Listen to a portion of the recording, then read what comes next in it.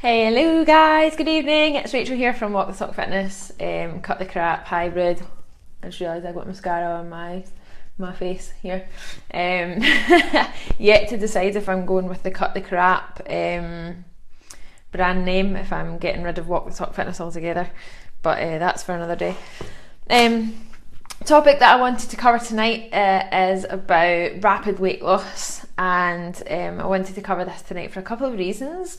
Reason number one was that one of the girls in my Facebook group, Vicky, has given me a few topics that she would like me to talk about over the next few weeks, and this is one of them, and it's something that means a lot to me to share as well. So it's really important that I get the word out there. I try not to go off on too much of a rant.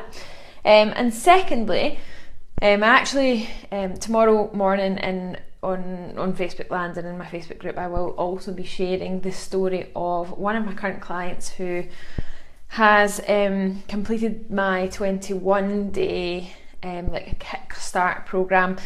She completed that in April, and we've actually just released her latest results into the Facebook group today, into our private Facebook group today. So that's April, May, June, July, so like 4.5 months down the line. So we've shared her progress and how it's been like this, and it's not been a linear process. There's been lots of ups and downs,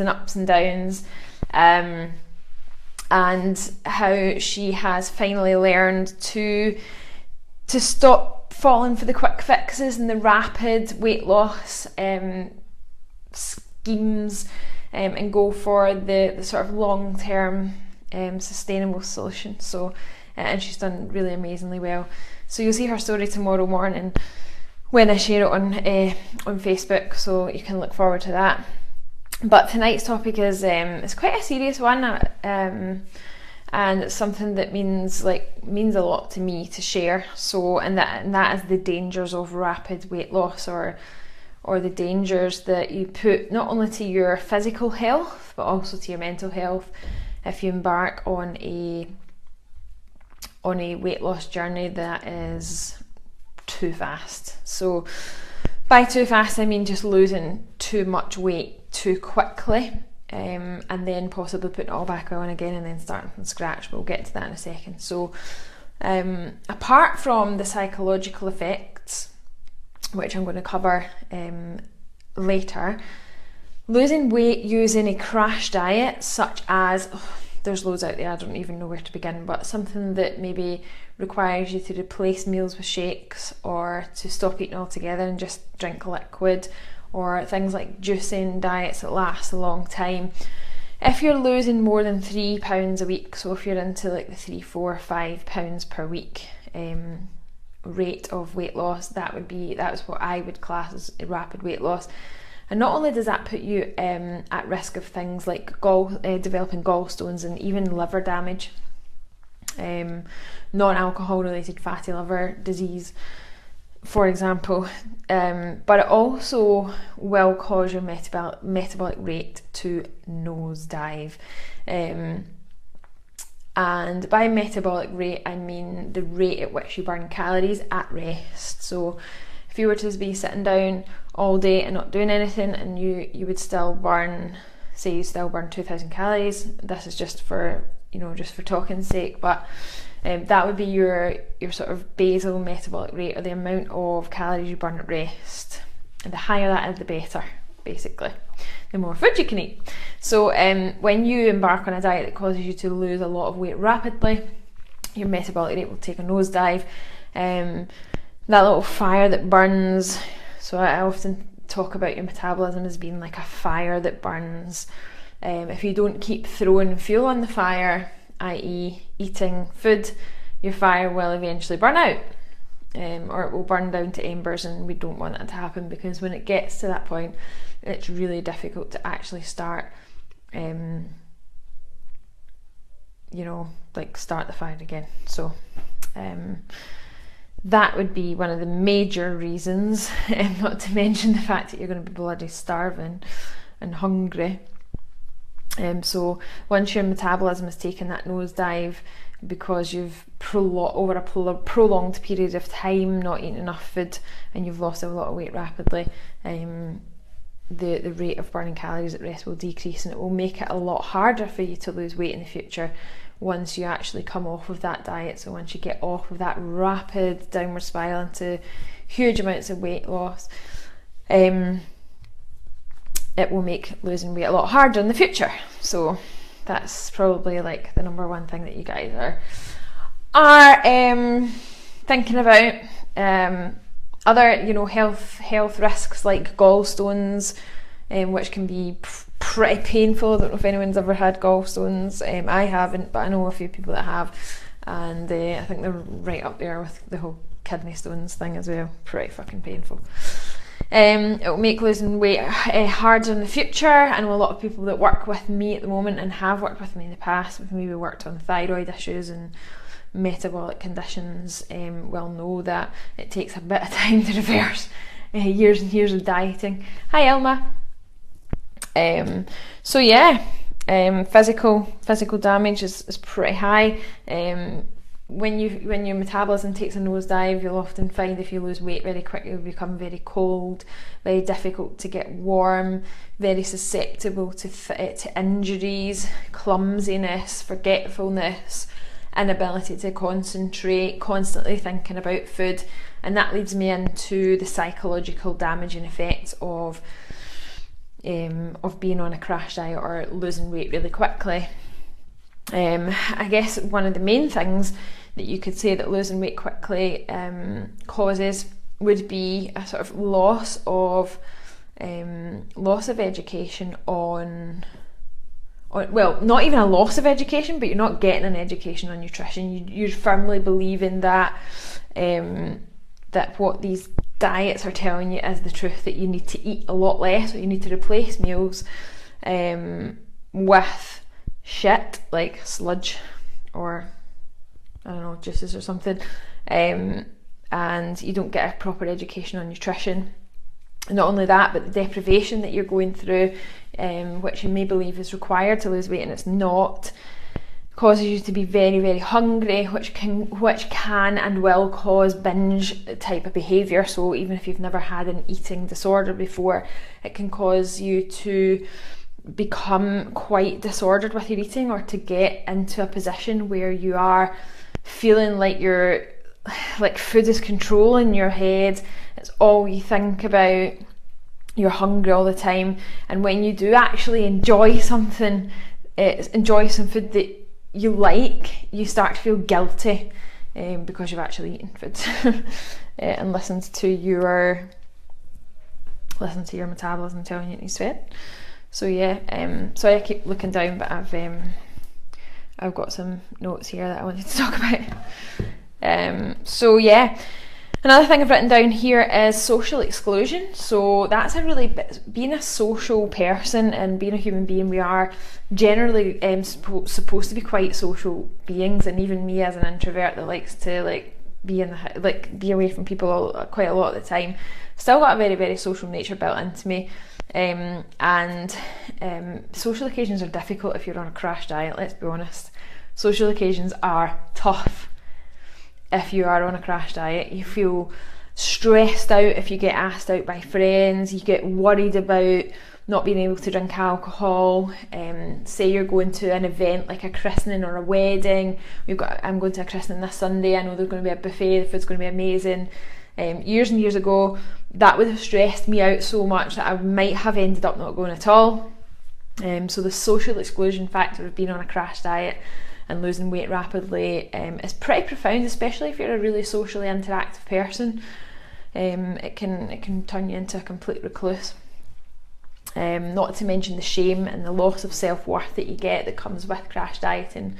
You sort of start to focus your energy around the fact that you'll only be good enough if you lose weight, and you'll only be socially accepted by other people if you are a certain weight or if you don't lose weight, and that's pretty damaging as well.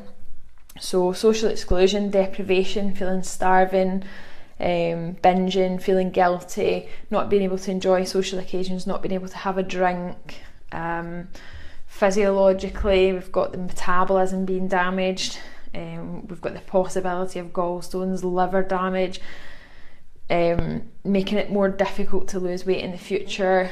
The more diets you try, the more confused you get. The more you restrict yourself, the more confused you get. And then you've got me stepping in and going, well, actually, this is what you should be eating. This is how you should be exercising. You can eat all the food. You can eat this, this, this, this, and this. And you're like, whoa, wait a minute, like, someone told me last week that I can't have that. You're telling me this week that I can have it. But Weight Watchers told me it was bad for me. Slimming World said I can't have it because it's a fucking sin, or whatever they call it.